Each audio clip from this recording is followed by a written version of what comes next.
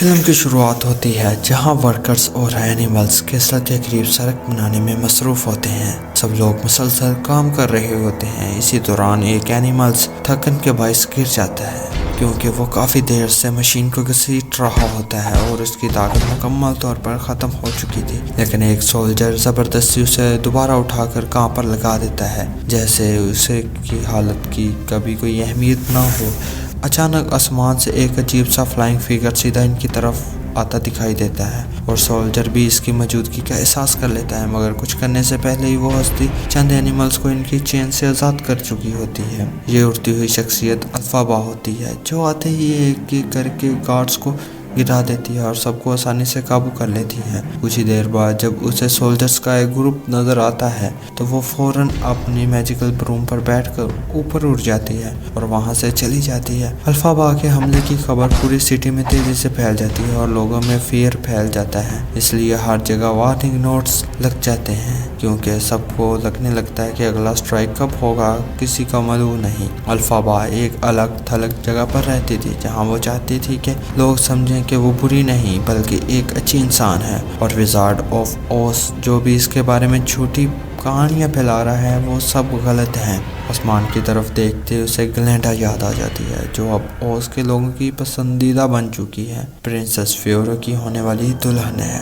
دوسری طرف میڈم موربل گلینڈا کا انتظار کر رہی ہوتی ہے اور اسے بتاتی ہے کہ الفابا کی وجہ سے پورے اوز میں افراتفری مچ گئی ہے اور گلینڈا بھی وہ واحد انسان ہے جو لوگوں کو پرسکون کر سکتی ہے کیونکہ سب کو اس سے امیدیں وابستہ ہیں۔ موربل گلینڈا کو ایک نیا سفری ذریعہ بتاتی ہے، ایک ببل، جسے دیکھ کر گلینڈا بہت خوش ہو جاتی ہے اور بار بار اس کا بٹن دباتی رہتی ہے، جبکہ موربل اس کے بچکانہ رویے سے تھوڑی پریشان ہو جاتی ہے۔ موربل اسے سمجھاتی ہے کہ ببل کی میگنیٹک پاور کی فلائنگ کی کمی کو پورا کرے گی اور لوگوں کو لگے گا کہ وہ اپنی میجیکل پاور سے ببل کو اڑا رہی ہے۔ وہ اسی ایک وانڈ بھی دیتی ہے اور کہتی ہے کہ تقریب میں ملاقات ہوگی۔ وانڈ دیکھ کر گلینڈا کو اپنا بچپن یاد آ جاتا ہے جب اسے سالگرہ پر وانڈ تحفے میں ملا اور وہ میجک کرنے کی کوشش کرتی تھی مگر ناکام ہو جاتی تھی۔ بچوں کو لگتا تھا کہ رینبو اس نے بنایا ہے، لیکن گلینڈا جانتی تھی کہ یہ اس کا میجک نہیں بلکہ اس لیے وہ اداس ہو جاتی ہے، مگر اس کی ماں سے کہتی ہے سب لوگ اس سے محبت کرتے ہیں اور کبھی کبھی یہی کافی ہوتا ہے۔ گلینڈا ببل